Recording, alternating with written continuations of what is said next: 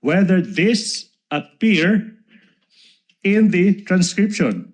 Now the basis for the objection is irrelevant. How can it be relevant? How can it be relevant, assuming but not conceding that these two minuscule words, detainee and accused, are not reflected in the transcript, when in fact this witness said he investigated not only on the basis of the transcript, but on the basis of the video that he himself viewed? What's the relevance? Overruled, part of cross to test the accuracy and the truthfulness of the witness insofar as his transcription of the video is concerned. Thank you. Counsel may proceed. Thank you. Please play again 001238.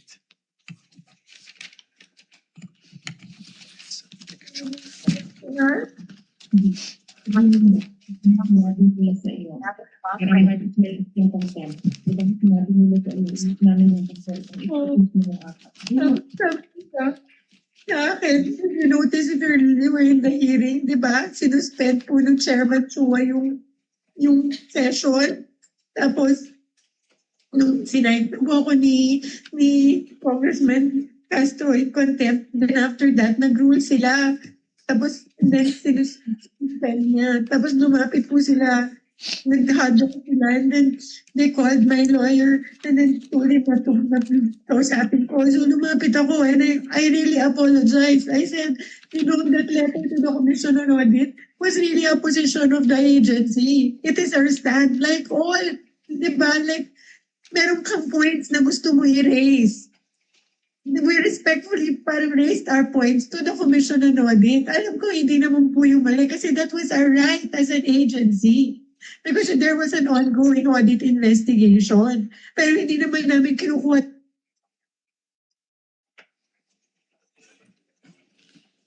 Narinig mo ba? Narinig mo? Did you hear the Vice President speaking?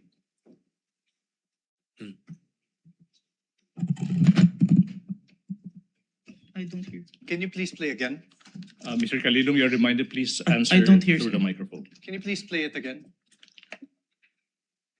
MR ka, when we let you go. So we filed our MR, they did not rule on it, but suddenly they were able to come out with an order ruling to transfer me to the Women's Correctional.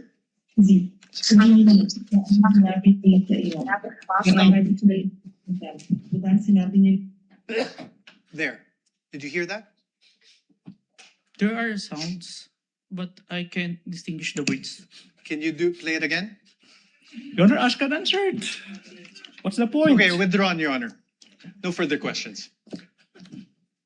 No further question Are for we this done? witness. On cross, counsel, do you have redirect?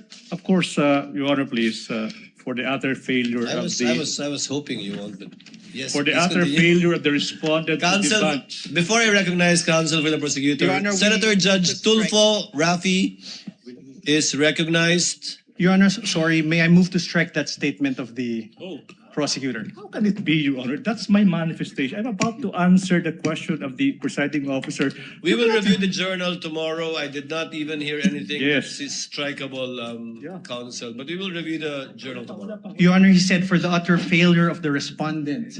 Yes, Your Honor, We take I said exception for to the that. utter failure of the respondent to debunk the material points testified to by the witness yesterday. Your Honor, I'm he not is yet done. testifying. I'm not done either. He is I'm about still to answer the testifying. question. I'm not yet done with the answer. Counsels, please. The presiding officer has not recognized either of you. Thank you. Thank you. Kindly settle down. Senator Judge Rafi Tulfo is recognized. Thank you, Mr. Sir, Presiding you may Officer. proceed. Clarification naman po ito, Mr. Presiding Officer. Mr. Witness, what is your experience with regards to social media analytics? I have training, sir. What kind of training? I have cybercrime investigation training, sir. Okay. Are you familiar with Facebook, or do you have SOCMED accounts that would make you a little bit knowledgeable when it comes to SOCMED? Yes, sir. What is your account? What is your social media account? If I have any? an account in Facebook, Facebook. in Instagram, Okay. in X. X. So that means pretty much you're a little bit familiar with Facebook, right? Yes, Your Honor. Okay. There were concerns, Mr. Witness, whether the videos presented yesterday are AI generated or authentic. So are you experienced enough analyzing whether a video is AI generated or authentic? Yes, Your Honor. What makes you say that? Based on my experience, Your Honor, and the video itself, it's a 2 hours long. Normally, an AI-generated video will only last a short second, sir. So the video that was presented yesterday, where we saw the VP was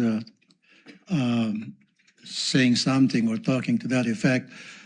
Did you do something, or what kind of system did you observe or follow to ensure whether that video was AI generated or authentic? Based on personal observation, sir. Personal observation. Yes, Your Honor. Okay, a few more questions. Therefore, will you be able to say that the video presented yesterday were AI generated or authentic? The video presented today is what it is being seen on the Facebook, sir. Okay. So based on your affidavit, you mentioned that the NBI subpoenaed some members of the media who are participants of the online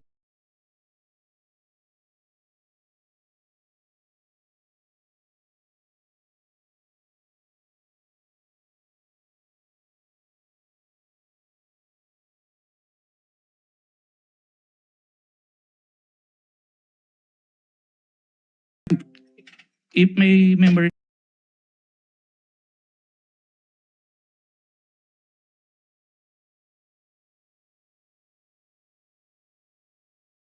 serves me right, it's JC Kainhinan, sir.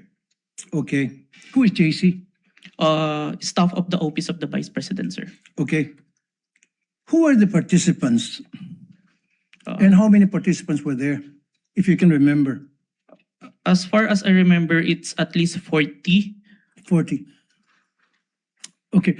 Were there mainstream media or anybody from the broadsheets at that time? There are, sir. There were. Yes, sir. Do you know how many? Uh, Approximately, give or take? we have the one that we have issued subpoena, sir. At least 6, sir. 6. Okay. What was the reach of the video on that very day? Like how many views on that very day, and then a few days later? Were you able to observe that?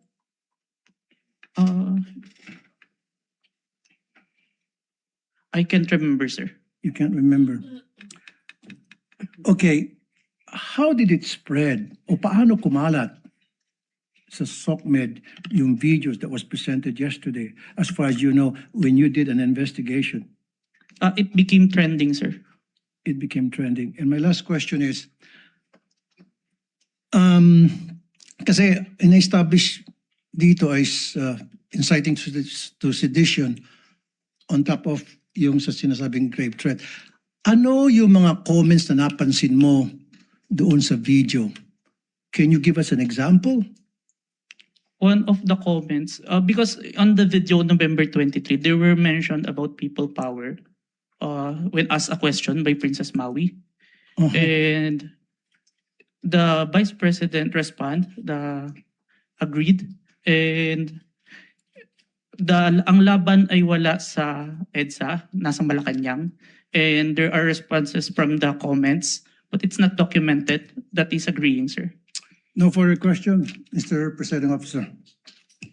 Thank you, Senator Judge Tulfo. Senator Judge Aquino, thereafter Senator Judge Pangilinan. Senator Judge Aquino has 2 minutes. You may proceed, sir. Maraming salamat, Mr. Presiding Officer. Mr. Kalilong, kanina may nabanggit na 2 affidavit, isang January at isang February. Yung January ay binalik sa inyo, tama po ba? Yes, Your Honor. And there were 7 grounds why it was returned to you, is that correct? 7 points. Can you narrate what are the 7 points that you addressed? Is that the correct term, that you addressed in the second affidavit? Yes, Your Honor. Can you name them, please? May I have the certificate, sir? Who has a copy of the certification? Was it counsel for the respondent? Your Honor, may I Yes, you may approach and show him the document being alluded to by Senator Judge Aquino.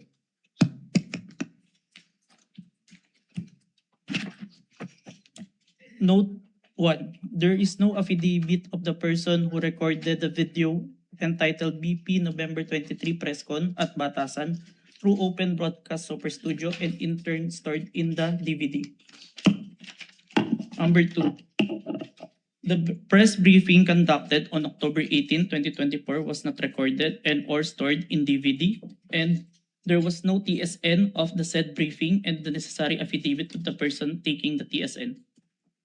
Number 3, Annex I and K DVD with markings NBI-CCN-C-24-12436-2 and NBI-CCN-C-24-12436-2 were not accompanied by an affidavit of the recorder and the TSN. Number 4, Annex L did not indicate who made the TSN. There was also no affidavit of the person who made the TSN. Number 5, the affidavit of what Patricia Morales mentioned that she stored the footage in a USB and submitted to the NBI. However, there was no USB attached to the complaint. Only DVD was attached. There was no detail regarding the content of this DVD. Number 6, only the minutes of meeting with several personalities and representatives from various media outfits were submitted. Although the minutes were signed, there was no individual affidavit executed regarding to the contents of the said minutes. Number 7, one of the elements of crime of grave threat is that the offender threatens another with the infliction upon the latter's person, honor, and property, or upon that of the latter's family, or if the wrong amounting into a crime. In the instant complaint, only the NBI executed an affidavit and there was no participation on the part of the offended party, as it appears in the NBI is not the offended party of the crime of grave threat. Okay, so nakuha mo yung nag-submit kayo, yan yung binalik sa inyo, and then you did your best to correct all those items, is that correct? Yes, Your Honor. Okay, the first 6 are technical, no? Yes, Your Yung Honor. panghuli is a matter of who is the offended party. Yes, Your Honor. Hindi nyo na-correct yan? Or nung binalik ninyo, it was accepted already by the DOJ, is that correct? There is an explanation, Your Honor, that was included in the letter of the former director, Judge Jaime Santiago, sir. Okay. and- Wherein Yeah, go ahead. in the filing for preliminary investigation, it is not required for the victim to execute an affidavit, complaint affidavit. Yan yung sir. sagot ng NBI. Yes, Your Honor. And once you submitted, it was accepted by the DOJ. Yes, Your Honor, and we received a certification, Your Honor, that our evidence is enough for preliminary investigation, sir. Okay, yun na yung second response to the second affidavit that you provided. Yes, Your Honor. Okay. May mga nabanggit dun sa mga statements tungkol sa hitman, no? Sa totoo lang, yung presensya ng hitman, mabigat yon. So, let me ask, are you the one who investigated just the video or did you also investigate the presence of the hitman that was being mentioned in the videos of the Vice President? I was only tasked for the video, sir. Okay, may I direct this to the prosecution? Will you be presenting other witnesses that will pertain to this alleged hitman? As to the alleged hitman, Your Honor, please. Yes.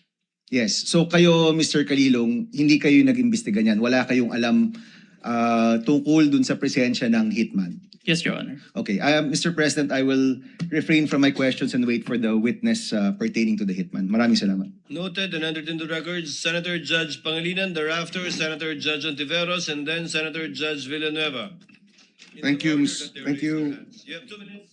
Thank Judge you, Mr. Pangilinan. Presiding Officer. The question is to the witness.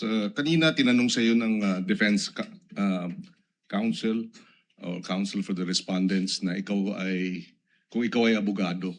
Ang sagot mo hindi. Yes, sir. Ikaw ba degree holder? Yes, Your Honor. Ano ang degree?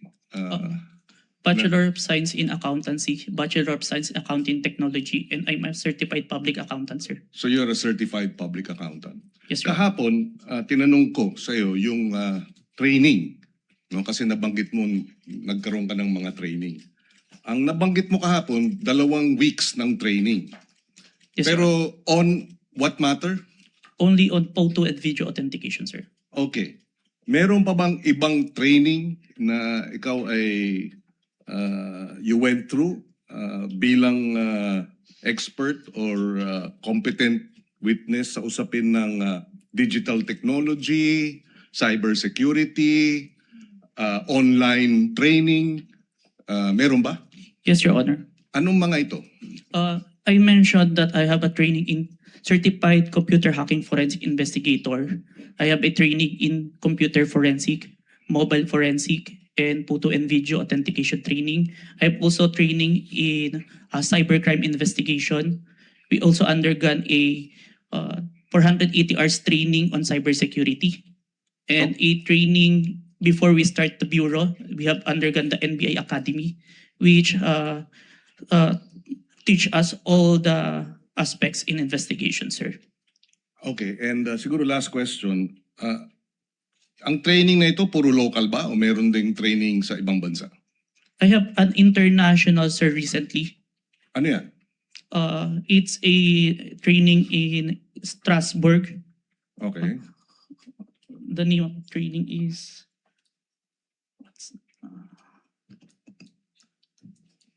Saang lugar na lang, Mr. Witness? Strasbourg, Germany? France? Strasbourg, France, sir. Oh. It's a 5 days training, sir.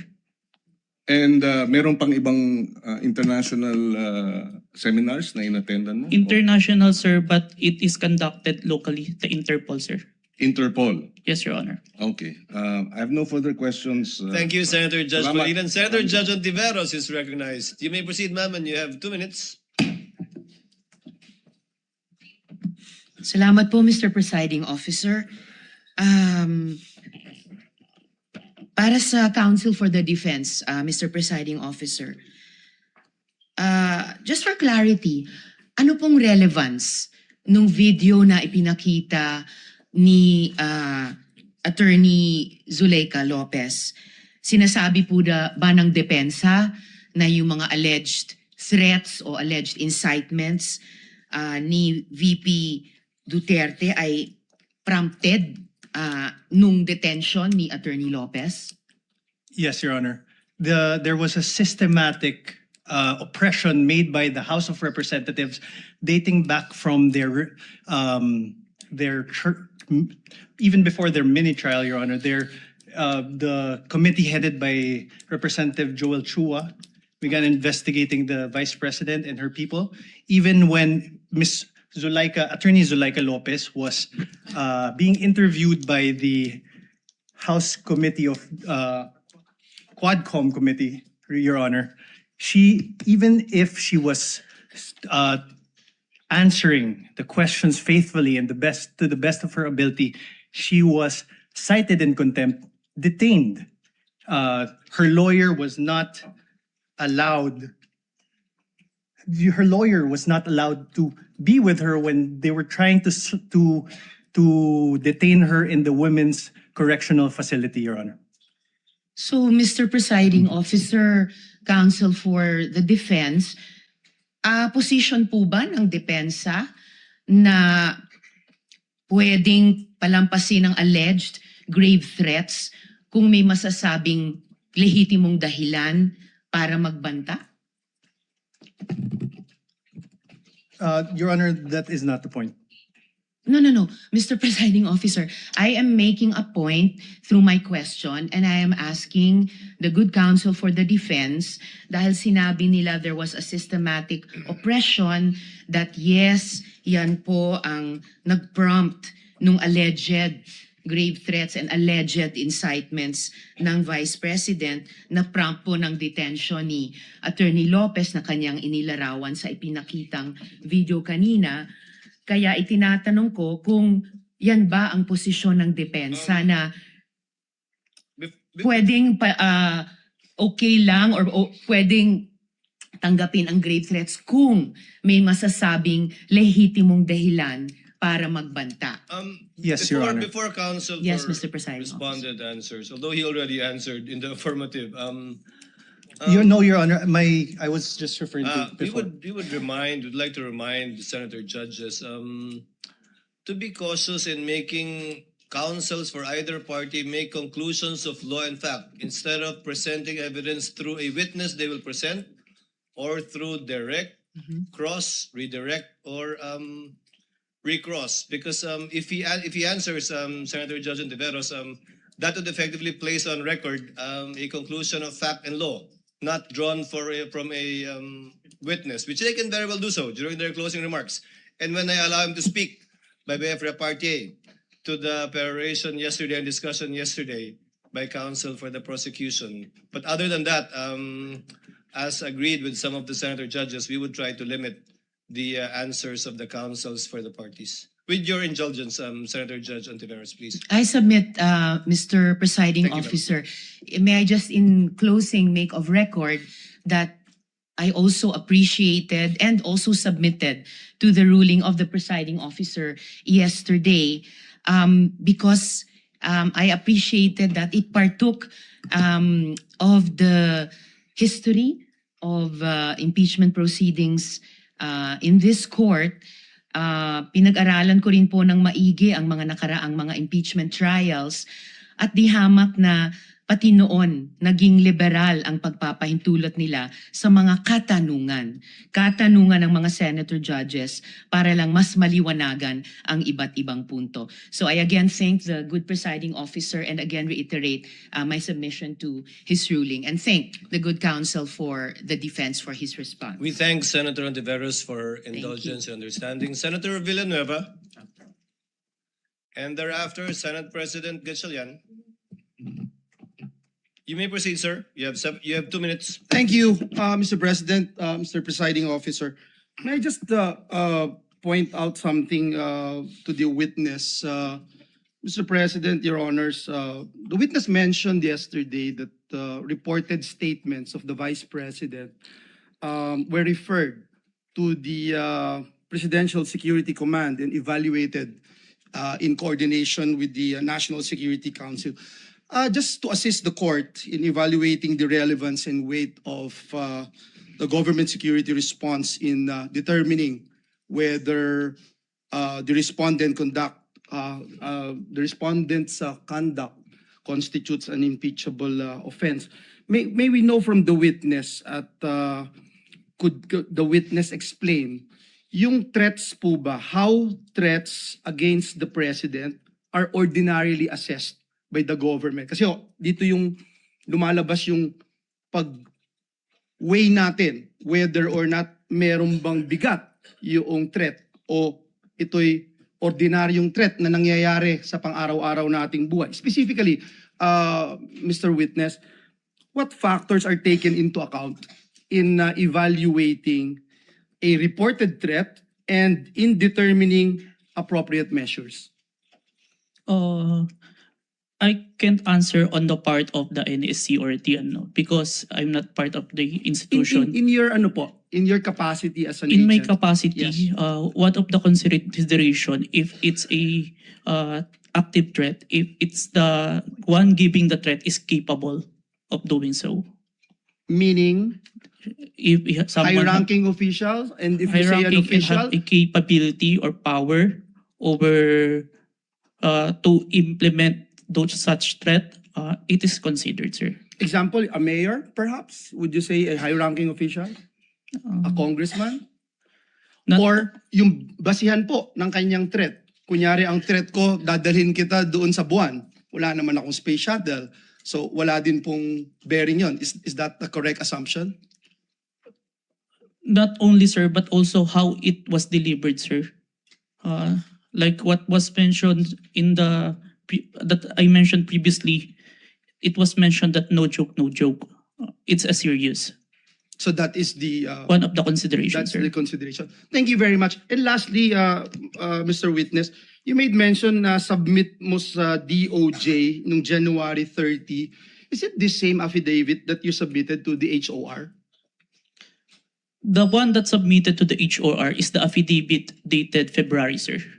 So that's the latest. Yes, sir. The one that complied with the requirements of the DOJ, sir. Thank you very much for that clarification. Thank you, Mr. President. Thank you, Senator Villanueva. Before I recognize Senate President Gatchalian and thereafter Senator Erwin Tulfo, may I remind Attorney Narvasa that your 5 minutes, you'll be given your 5 minutes after the questions of the senator judges and before we recognize the counsel for the prosecutor for his redirect. Senate President Gatchalian is recognized. Your You may Honor. proceed, sir. You have 2 minutes. Thank you, Mr. May I be Presiding clarified? Officer. I believe that we would do it after recross.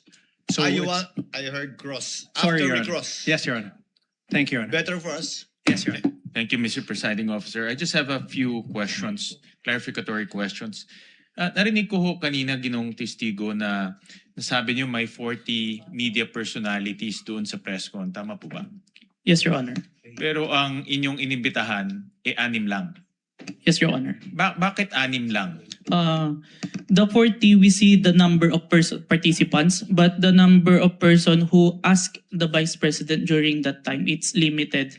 And we consider who we sure that is present during that time, Your Honor.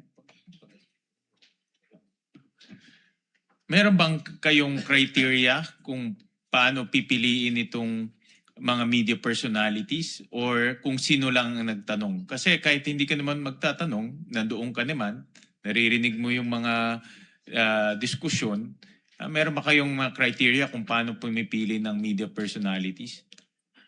Yung sure po namin na present during that time, kasi kapag hindi po kasi kayo nagtanong, hindi po magpa-pop up yung mukha nyo tsaka yung pangalan nyo. Okay. At itong mga 6 na sinupinan ninyo, ano yung kanyang common statement na ibinigay?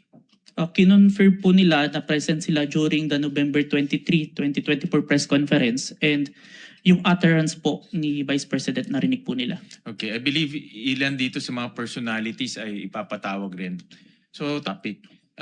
Nakita ko kanina itong tungkol sa MaxCore Interventures at nakita ko kanina pinakita yung Articles of Incorporation. Mukha siyang supplier ng equipment. Ngayon, nasabi rin na doon ka nag-training for 2 weeks. Sino nagbayad ng training? Sir, the training is included in the procurement of digital forensic tools. In the procurement document, it ni-require po si MaxCore na mag-provide po ng training included in the equipment, sir. Yung paggamit ng equipment. Tsaka yung yung process po ng digital forensic as a whole. Yung kanya lang pag sila ba ay 'di ba sa mga IT, let's say Oracle, alam natin kilala yan pagdating sa IT. Si MaxCore ba ay kilala pagdating sa digital forensic training? Kasi sa pag nakita ko kanina talagang supplier sila, but are they a well-known or internationally renowned training organization? It's not the MaxCore itself, but it's the trainer that they provide, sir, that is capable in training us, sir. Itong trainer na ito, certified siya in this type of technology? Yes, sir.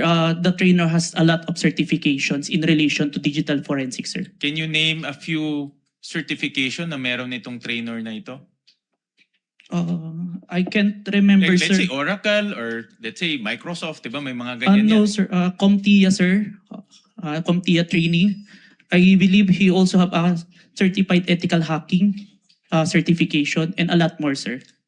When it was presented to us, sir. All right. So itong mga trainers nito ay certified trainers na pwedeng mag-train sa iyo at magiging certified ka rin. Yes, sir. Initial na akong certificate, sir. Lastly, Mr. Presiding Officer, after training, nakakuha ka ba ng certification na katulad sa kanila? No, sir. But that certification that I was trained by them, sir. Pero ikaw mismo, are you certified to do forensic examinations for your purpose and responsibility? I have a certification, sir. I am a certified computer hacking forensic investigator, sir. Itong forensic analysis, meron kang for this purpose, itong pinag-uusapan natin. The computer, the authentication, sir, part or as a whole, sir? As a whole. I have a certification in computer hacking, sir, specific. But I have trainings in relation to the... Iba yung hacking eh. Yung pinag-uusapan natin, forensic examination ng video, forensic examination ng mga ganitong bagay. Meron kang certification doon. I have certificates, sir. Alright. Thank you. Thank you, Mr. Presiding Officer. Senator Judge Erwin Tulfo, thereafter Senator Judge Marcos. You may proceed, sir. You have 2 minutes. Maraming salamat, Mr. Chair, Mr. Presiding Officer. Ang katanungan ko po ay para sa ating testigo. Batid ko po na sa ilalim ng Republic Act 10867, sa ilalim po ng Section 4, ang kapangyarihan po ng inyong ahensya na mag-imbestiga kapag ng mga krimen, partikular na tulad ng mga banta sa buhay ng Pangulo, ikalawang Pangulo, Senate President, Speaker of the House, at Chief Justice. Tama po yun. Yes, Your Honor. Kahit na lalo pat pag ito ay may kaugnayan sa national security. Tama po? Yes, Your Honor. Pero ang tanong ko po, ang pagsasampa po ba ng kaso, nasa mandato rin po ba ng NBI na magsampa ng kaso doon sa mga tao na nagbanta sa buhay ng Pangulo, ikalawang Pangulo, Senate President, Speaker of the House, Chief Justice? Is it automatic or kailangan mag-request sila sa inyo? Matic ba yung pagsasampa ng kaso doon sa nagbanta? In this case, is it automatic or wala lang, kasama sa mandato niyo to file charges dahil binantaan mo Pangulo o si Vice Presidente kung sino mang yang 4 na matataas na opisyal natin or 5 matataas opisyal natin? Ang basis namin doon, Your Honor, is yung primary objective namin to investigate cases to the threat to the President, Vice President, Senate President, Supreme Court. And if we found that the evidence is enough that there is a crime committed, we will file a case because that's the output of our investigation, sir. Kahit po ba na hindi yung biktima, in this case yung Pangulo, biktima ng threat, kahit na hindi siya nagreklamo, automatic po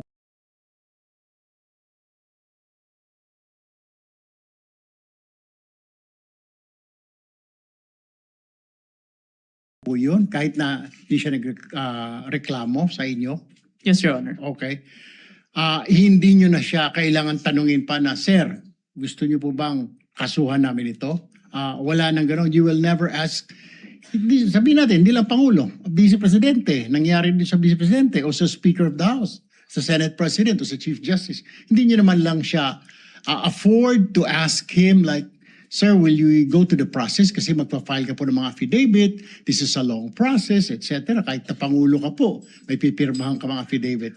Is it automatic, Mr. Witness? We submitted it, sir, even without a complaint in the for preliminary investigation, sir. No further questions, Mr. President. Thank you, Senator Judge Erwin Tulfo. Senator Judge Marcos is recognized. You may proceed, ma'am, and you have 2 minutes. Yes, maraming salamat. Mahal na namumuna. Hihingi lang po ako ng dokumento para mas madali nating sundan ang mga pangyayari. Nalilito lahat pagkat wala po kaming papel. At ang nabigay sa amin, eto, Annex FFFGGG. Nalilito po kami kung alin dito yung mga papel. Kung maaari kaming bigyan, unang-una, yung unang tinutukoy, the first affidavit of investigation dated January 30, alleging grave threats inciting to sedition ng NBI. Ikalawa, yung napasok na yata sa record, pero nais rin namin bilang Senator Judge na magkaroon ng kopya ng DOJ certification signed by Prosecutor Bandong February 5 na nagbigay ng 7 grounds na insufficient for preliminary investigation. Ikatlo, yung naibigay na. Ito klaro to, naibigay po ni Mavic at ng iba pang staff natin. Yung February 10, yung ikalawang amended na ibinigay na revised affidavit of authentication, February 11. Ngunit sabi ni Testigo Kalilong na merong kasama ito na wala rito sa record natin at sana maibigay si Senator Judge. Ito yung sulat kasama nung second revised affidavit of authentication. Ito naman yung sinasabing sulat ni Santiago fadulyon ng DOJ na nagsasaad na hindi kailangan na may private complainant yung sina Presidente, ang First Lady at saka yung dating Speaker dahil base sa kaso ng Santos Concho versus DOJ na 2008, hindi daw kailangan yung private complainant. May we also have a copy of the same. Finally, may we urge that a copy also be given of February 14 certification of DOJ asserting that the revised affidavit of investigation was finally sufficient. Nais lang namin na makita yon at alamin yung investigation data huling-huli nung March 7, almost a month after the submission of the affidavit of authentication, kasi halos isang buwan bago utusan na magkaroon ng investigation data form. Sana may kopya rin tayo noon. To respond to Senator Judge Marcos, what the court has copies of are the pre-marked documents that the parties pre-marked during pre-trial, but not documents that have not yet been pre-marked. Most of the documents you mentioned that was discussed by counsel for respondent has not yet been pre-marked. They only used it to confront via cross-examination the witness of the prosecution. But the ones we have, we will furnish you with a reminder, of course, Senator Judge Marcos, that these documents have not yet been formally offered by either party. And we still have to await formal offer before the court rules on the admissibility, if at all, of these documents. But we will endeavor to furnish the good Senator Judge with whatever the clerk has. Yes, Your Honor, if I may. if we could be provided with whatever the clerk has and adequately identified, not as GGGGG or FFFFF, at sana kung mabuo yung mga dokumentong sinasabi sa lalong madaling panahon. Maraming salamat. We will endeavor to comply as best we can, Senator Judge Marcos. Same Senator Judge Alan Cayetano, what is your pleasure, sir? Mr. President and Mr. Presiding Officer, before I ask to be allowed to ask a question, can I just follow up yung kay Senator Marcos, including the ruling yesterday? Just in the interest of all Senator judges being able to follow closely, especially kami sa first row kasi medyo nagkaka-stiff neck na kami. Mahirap tignan yung TV, so baka dun sa Maglalagay harap. na po kami ng TV Yes. sa harap ng And lamesa I ng don't know, counsel for parties. I think all of us own a iPad or a tablet. I don't know what the solution is, but if the secretariat or the clerk of court, the office of the clerk of court can work with our staff. Just to give you an example for today, no? If you look at the impeachment complaint on page 19, for example, it says that the affidavit we're looking for kanina,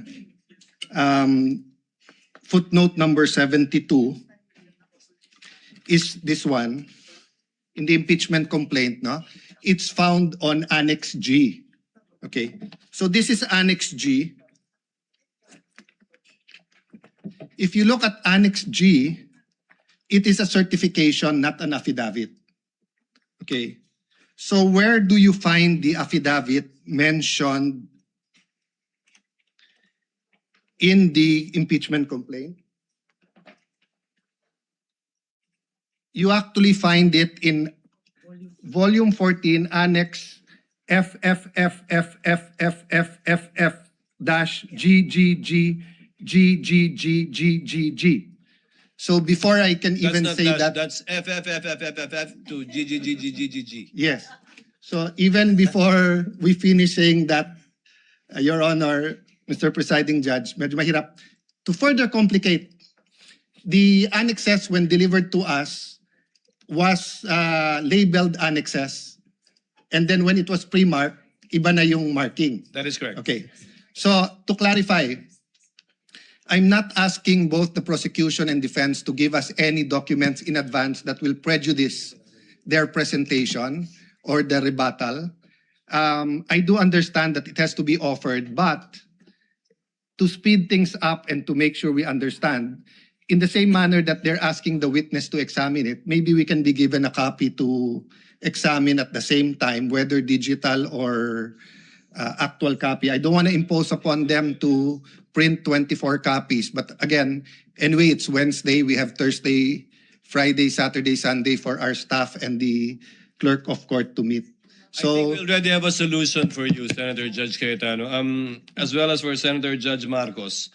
We will be furnishing the parties either via soft copy to your respective iPads or laptops, or we will enter their official emails as well. Kayo na po mag-print ng hard copy. Ng list of evidences as marked, as pre-marked by the prosecution na ipe-present for Article 4. And we will do this by article. However, insofar as I said, the documents presented by the counsel for respondent, these have not yet been pre-marked. But I don't think there's anything wrong with asking for a copy from the counsel for on respondent that point, for our guidance, whether or not the same will be offered without prejudice to respond to On counsel that for point- respondent, deciding on whether or not they will offer it at the appropriate time. on that point, Mr. Presiding Officer, even if it's pre-marked, if it will prejudice their presentation, I don't mind it be given in real time. And same, no? If it's being used on cross or recross on rebuttal, and hindi to na pre-mark, as long as real time, para lang we can process it. If not, we have to review afterwards, and it messes up our preparation for the hearing the next day. No? Is that possible for the parties once the roles are reversed? May I get a response Honor. from the counsel for respondent? Your Honor, first we'll clarify, everything that was showed today was pre-marked by the respondent. That's not my understanding, because the DOJ letter you pre-marked is different from the DOJ letter that we have pre-marked. But we'll verify. So everything was pre-marked, Yes, Your Honor. but you presented a document that was not pre-marked either by the prosecution or the defense. Walang marking eh. I presented all that. So if it was pre-marked, it's our lookout. Then then there's no problem furnishing the senator judges with a copy of the same. We have no problem with that, Your Honor. Senator Judge Alan Cayetano's concern has no basis if it was all pre-marked. Apparently, it was our oversight. Yes. Counsel for the prosecutors, would that be possible Yes. to furnish it? I think what counsel for respondent did earlier helped us out a lot. Plastering it on the screens was